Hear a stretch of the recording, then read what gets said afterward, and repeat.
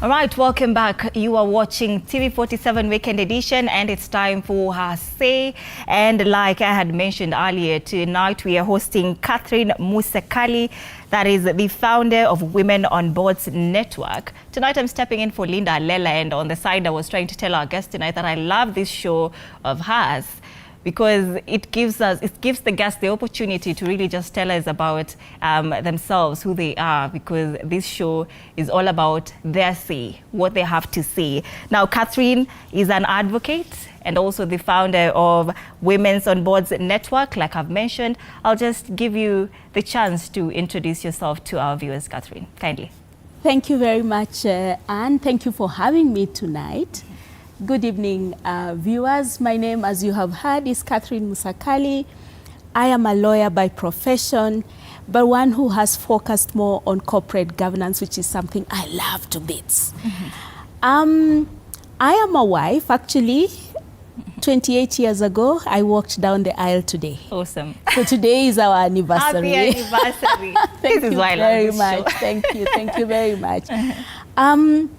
So a wife, a mother of 3 children, and I love diversity to bits. That's why we founded, together with a few of my friends, founded the Women on Boards Network. Yes. So tell us now the inspiration behind founding the Women's on Board Network. Maybe what gaps did you see that needed to be filled? Okay, great. So I was the chair of the Institute for Certified Secretaries of Kenya. And I was then requested by government to, lead the process of developing the Code of Corporate Governance for listed entities here in Kenya.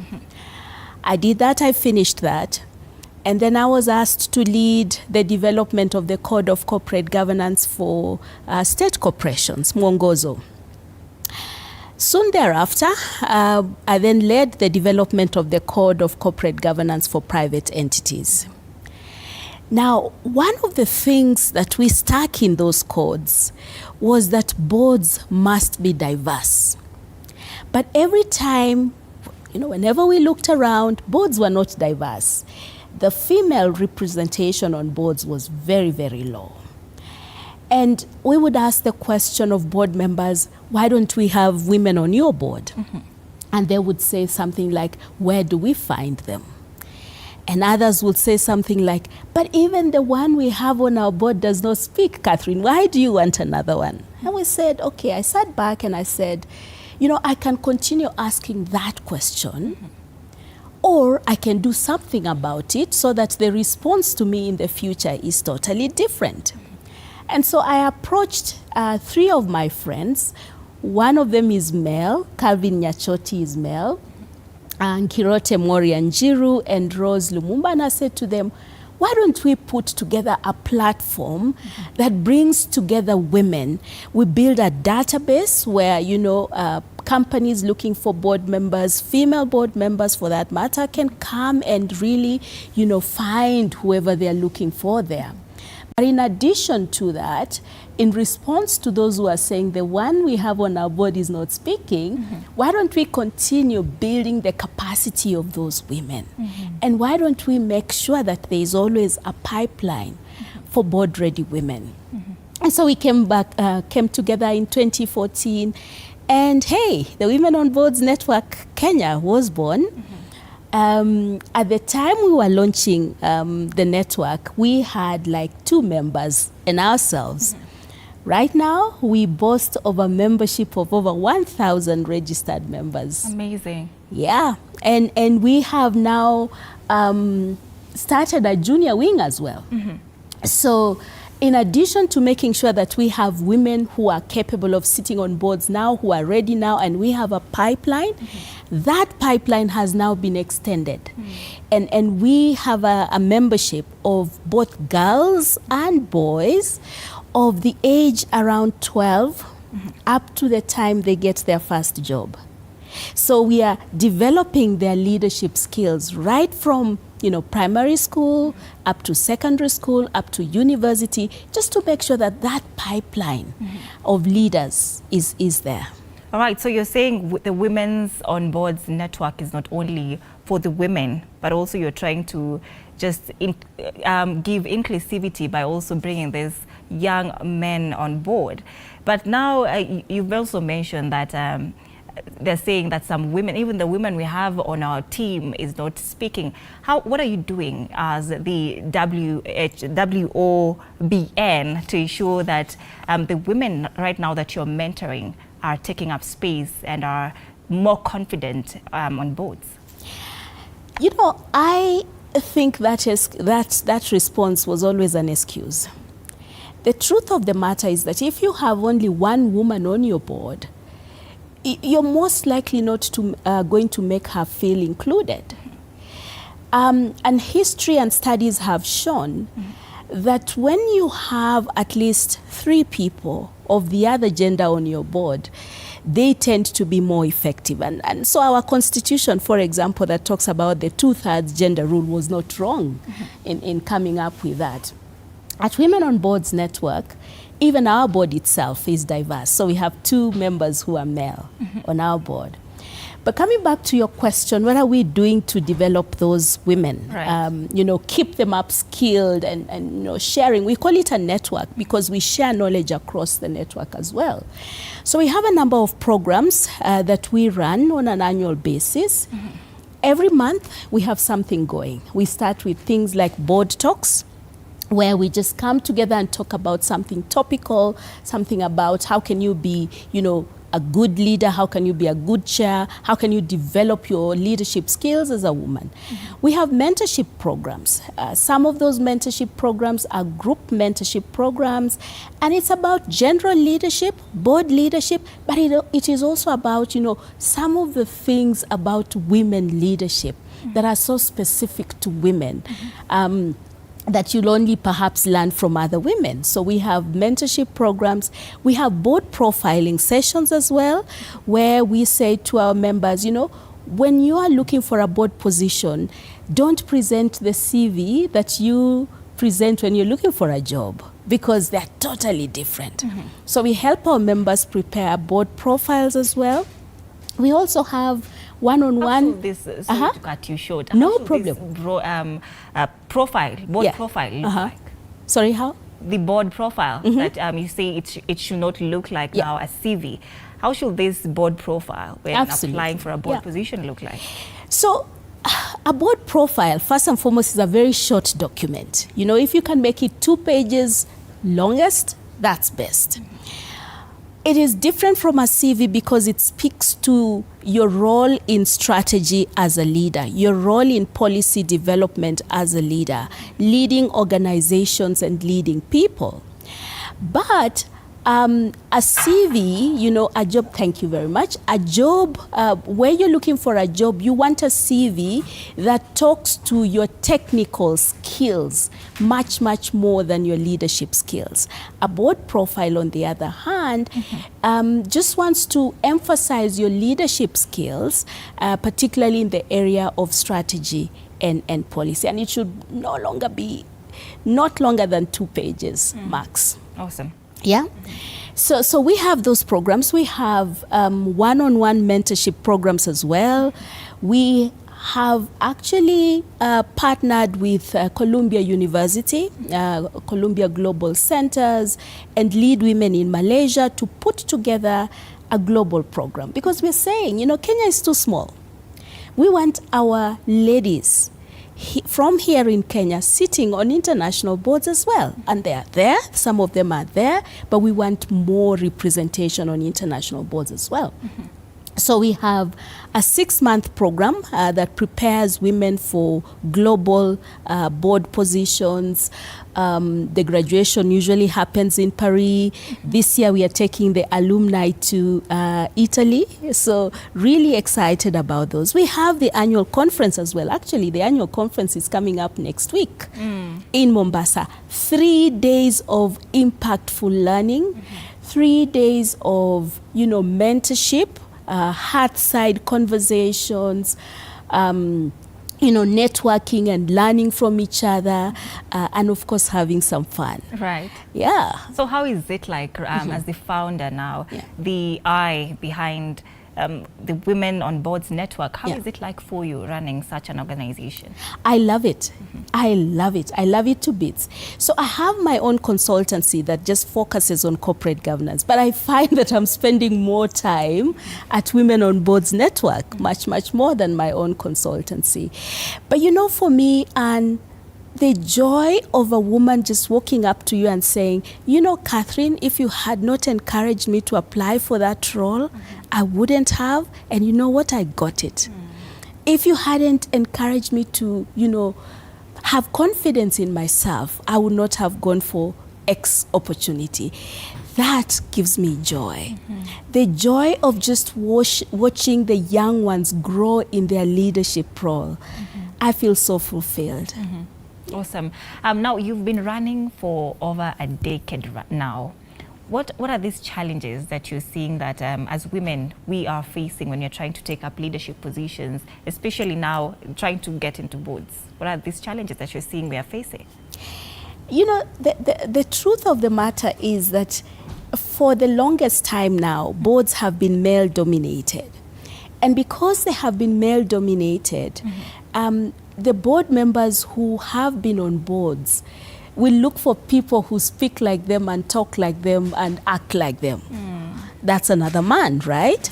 So just the first challenge is really breaking through into that network so that when boards are looking for the next board member, they can actually, say, hey, you know what? There's this lady who has this number of, this type of skills who would really be great for our board, So that's one challenge. The other challenge that women will face is just confidence, just the confidence to put yourself forward and say, you know what? I have what it takes to sit on this board. And that's why the network now comes in to just give you that oomph, that confidence for you to go for it. The other challenge that women have is, we have so much we do in a day, You have your day job, then you have your role at home, you're a caregiver, you're a what. So you find that you actually don't have time for yourself to just focus on yourself, to focus on your leadership journey and propel yourself forward. So we find that, women are spending a lot of time in other spheres of their life and perhaps not concentrating so much on what they need to do and how they need to network. To propel themselves forward. That's the other one. The third challenge that perhaps I would say is just giving people the confidence to say, this lady has not sat on a board, but let's give her a chance. Let's give her an opportunity and see her, how she will perform on this board, because we can't sit back and say we will only give board positions to those women who have always been on boards. Where will the rest get the experience if we do that?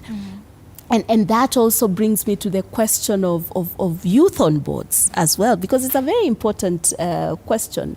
Earlier on, I spoke about when board members are appointed to the boards, they should be appointed on the basis of diversity. There are skills which should be diverse, but there are other diversity elements which are important.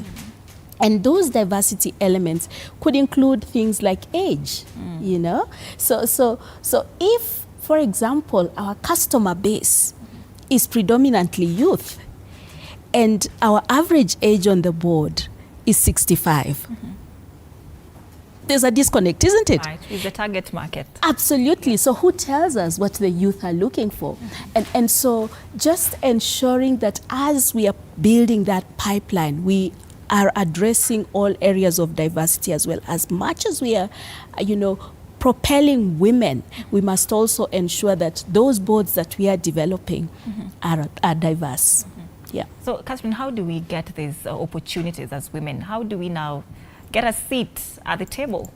So one, it is through networks. Let me tell you what networks work.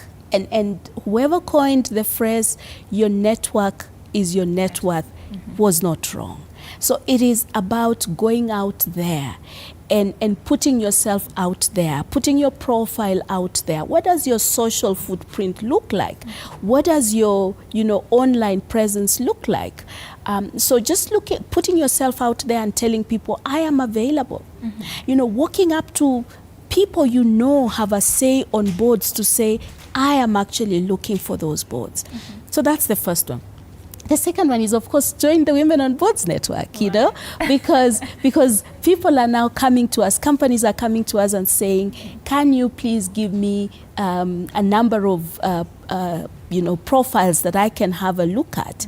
And our question is always, sometimes people come and say, I want a female board member. We are like, no, we are not in the business of giving female board members. We are in the business of giving a certain skill, and that skill is packaged by this woman, so that you're not put on exactly. So join the Women on Boards network. We have a database of our members, based on the skills they have. And more companies are now approaching us to, nominate women onto their boards. But of course, you've got to prepare yourself for that board. And that's what we do as well at Women on Boards Network. We prepare these women. When they are invited for interviews, we sit with them, we walk them through potential questions, we help them with their profile so that they are ready. And of course, as they network with each other, when others hear of opportunities, they point them out to us. Yeah. Is it really possible for one to just get in the board out of the blues? Let's say I haven't had any leadership role in my life before. Do I have a seat at the table in the board? It can happen, and it has happened in this country, where there was a lady who got appointed to a board straight from campus. The question is, how effective are you going to be on that board? And so getting the position is one thing, being effective is another thing. And it is okay. You have no experience, you get onto the board. It is what you do next that is important. A, are you open to learning? B, are you focused on being productive? 3, are you a team player? Because boards are teams at the end of the day.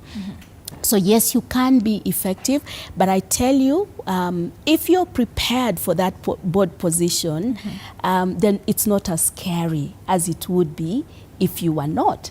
Secondly, board positions are serious things. The amount of liability you carry by virtue of that board position is not for the faint-hearted. So you need to be prepared so that you're aware of those, fiduciary responsibilities of board members, and you know how to navigate and make sure that you're A, doing your best, but 2, also ensuring that you're safe. Yeah. Catherine, what is your ideal board? How does it look like? My ideal board is a diverse board. And when we talk about diversity, every board must define what diversity looks like for it, and you define that diversity by looking at your strategy. So in other words, you say, who do I need around my table to deliver on this strategy which I have put in place, right? 2, who are my stakeholders? Who are my customers? Who are what? So my ideal board will be one which is diverse, aligned to your strategy, and aligned to your stakeholders. That will be my diverse board. So diversity of skills, diversity in terms of region perhaps, diversity in terms of youth, age and everything, all of that. Right. So when you look around the table, you should see, all ideas represented there, all people represented there, all inclusive. Yeah. You've already gone overboard. You're outside the country, Colombia, France. So how do you compare or just pair? You match your mentors with their mentees. How do you do it? When we started going to Paris, we first and foremost, we look for mentors across the world as well. We have mentors who are based here in Kenya. We have mentors out of South Africa. We have mentors out of the US, the UK. We have a few from Malaysia. And we have, I think, one from Singapore.